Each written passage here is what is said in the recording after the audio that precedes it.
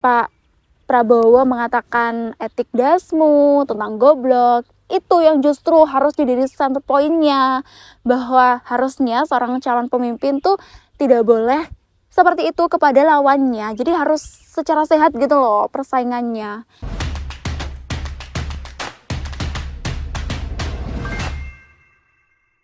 Hai semuanya, lagi rame banget nih. Nggak lagi rame banget sih sebenarnya. Sampai sedetik ini, sampai nanti 14 Februari, hari Valentine plus ada pemilihan besar-besaran, yaitu pemilihan presiden dan wakil presiden. Kita kemarin tuh lagi banyak banget dibahas sama anak muda adalah betapa kasihannya Pak Prabowo ketika debat capres kemarin. Aku heran ya, kenapa orang-orang ini, kenapa netizen, apalagi nggak tahu nih, ini antara netizen beneran atau buzzer yang komen-komen di media sosial tuh kayak merasa Pak Prabowo ini adalah orang yang paling tersakiti. Kenapa ya?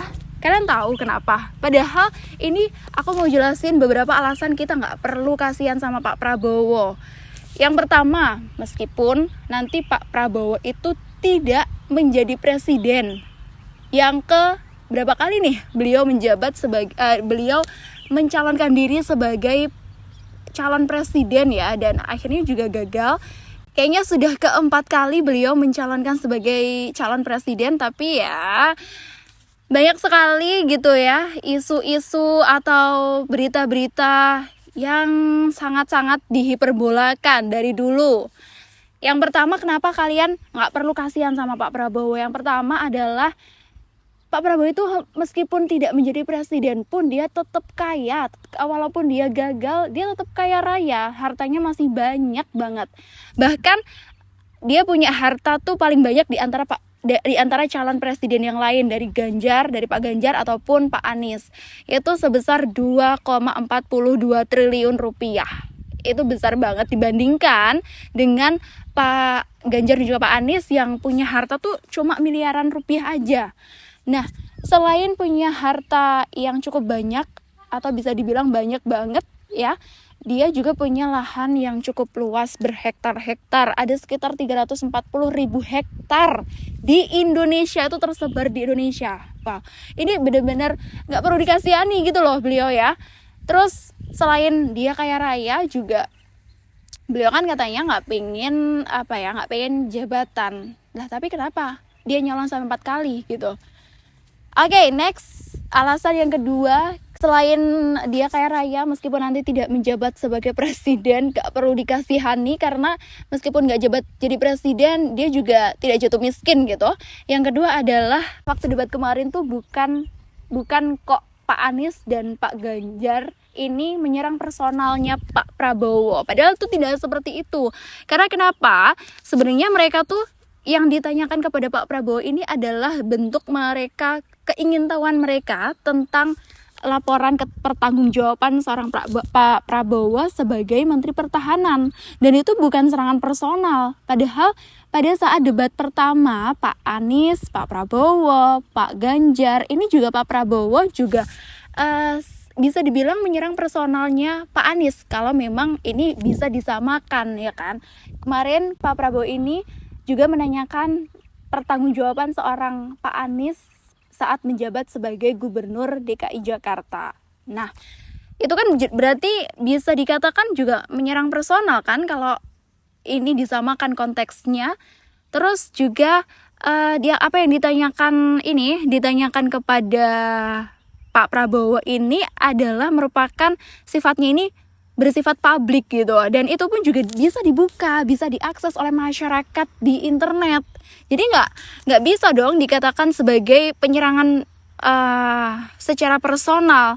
Apalagi itu data yang kemarin Pak Ganjar juga sempat katakan dan juga Pak Anies sempat utarakan tentang Global Peace Index Indonesia. Itu pun juga ada di Institute for Economic and Peace. Yang kedua tentang Global Militarisasi Index Indonesia, dan itu pun juga dari Bonn International Center for Conflict Studies. Data yang ketiga tentang kapabilitas militer Indonesia, itu pun juga dari Law Institute Asia Power Index. data yang terakhir, yaitu tentang anggaran pertahanan Indonesia, itu pun juga dari IISS Military Balance Plus. Tentunya itu bukan sebagai sesuatu yang menyerang personal, karena memang datanya tuh ada dan bisa diakses oleh semua orang. Namanya rahasia negara tuh ya bisa dikatakan kayak di mana letak persenjataan Indonesia gitu, atau tank di Indonesia ditaruh di mana gitu, ataupun juga markas Indonesia tuh di mana tempatnya, itu yang jadi rahasia gitu, dan tidak boleh disebarkan oleh siapapun tentunya, karena itu pun ya memang rahasia dan nggak boleh disebarkan, itu menyangkut negara kita sendiri.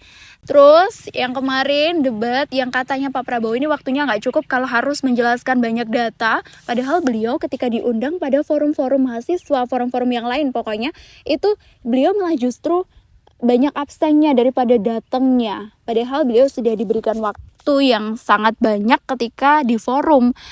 Padahal debat kemarin tuh juga tentang materi tentang beliau gitu, tentang pertahanan. Tentunya harusnya beliau paham dan sudah punya data sebelum terjun kemarin di debat Capres. Malah justru digoreng banyak orang, dan malah Gen Z yang kurang literasi justru mengatakan bahwa kasihan banget Pak Prabowo kemarin diserang secara personal.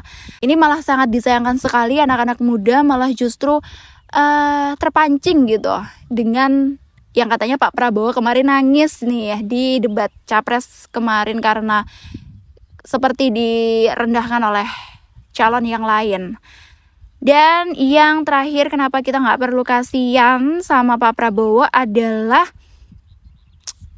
bagaimana seorang Pak Prabowo mengatakan bahwa ini serangan personal kepada Anies ataupun Ganjar, tapi beliau ini justru di beberapa kesempatan kemarin yang terbaru tentang beliau mengatakan goblok ya kepada, ya kalian tahu sendiri kalau kalian melihat videonya itu ditujukan kepada siapa, itu kan juga serangan personal. Justru itu yang harusnya tuh yang dijadikan bahan oleh anak-anak muda zaman sekarang gitu, bahwa kemarin yang tentang